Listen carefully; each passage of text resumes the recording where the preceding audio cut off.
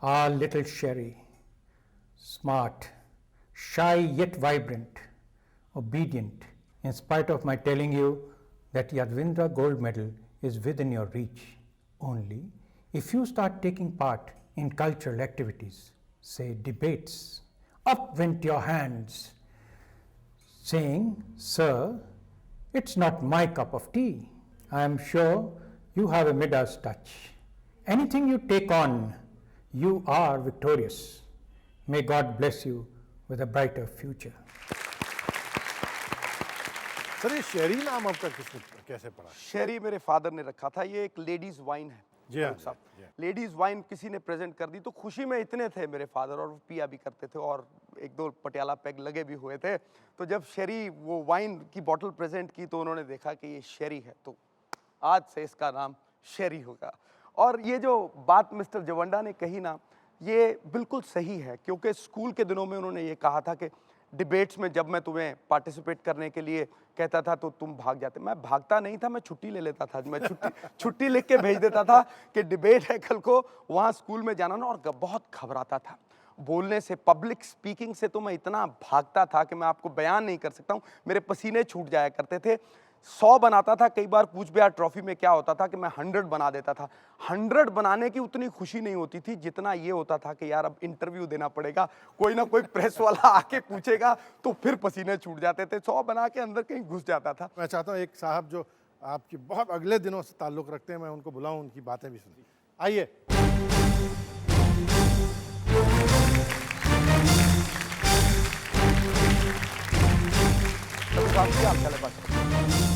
आदाब अली साहब, बहुत शुक्रिया आप तशरीफ लाए। आदाब। मैं तो पहले तो एक बात कहना चाहूँगा कि आज आया है ऊंट पहाड़ के नीचे। तो ऐसा मौका आप हमें दे रहे हैं। ये शुरू से एक एक्सट्रीमिस्ट है, जो कुछ भी करता है वो एक सिंगल ट्रैक माइंड है। धुन के पक्के पक्के, चाहे अगर कैरम बोर्ड खेलने लगे तो 2 महीने कैरम बोर्ड ही खेल रहे हैं। जो सुर लग गया वो लग गया। पर ये अल्टीमेटली तो यही स्ट्रेंथ इनकी रही। एक इनका ट्रांजिशन पीरियड था 10th क्लास के बाद, वो मैं ज़रूर बात करना चाहूँगा।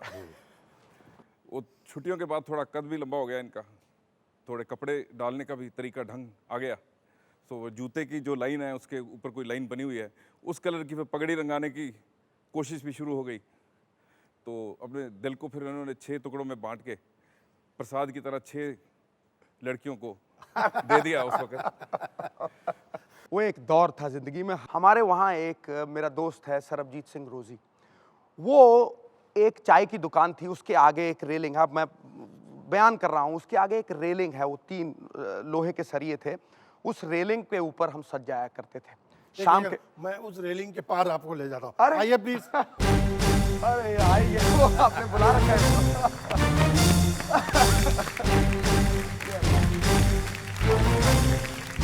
वो रेलिंग की तरफ क्या हो रहा था उसका जिक्र हो रहा था। तो ये आप ऐसा शख्स है, आप यहीं रहे सर, कि जवानी के दौर में ये सूट का रंग देख के, साइकिल, अगर कौन सा साइकिल को देख के, लड्डुओं के पीछे से वो लड्डुओं की दुकान थी, बता दिया करता था कि ये लड़की फलां फलां मोहल्ले से आई है, फलां फलां जगह से आई है। इसकी इतनी एक्सपर्टीज होती थी और वो रेलिंग बड़ी फेमस थी। 6 महीने के करीब मैंने उस रेलिंग के ऊपर गुजारे हैं, और उसके बाद जो पेंसिलिन का टीका लगाया ना मेरे फादर से मुझे, फिर उसी के बाद वो नशा उतरा। तो पहले इसको संकेत आया कि उसे कहो पंजाबी में कि बंदा बन जा, हूँ ये बंदा ना बना तब मैं बना दूंगा। उसके बाद ऐसा झोंका मुझे क्रिकेट के अंदर मेरे फादर ने।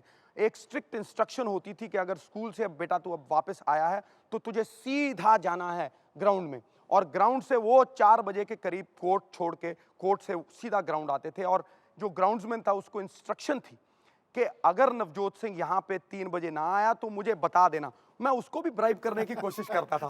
उसको मैंने एक बार हफ्ते के 10 रुपए बांट लिए। उन दिनों में 10 रुपए बहुत बड़ी चीज होती थी।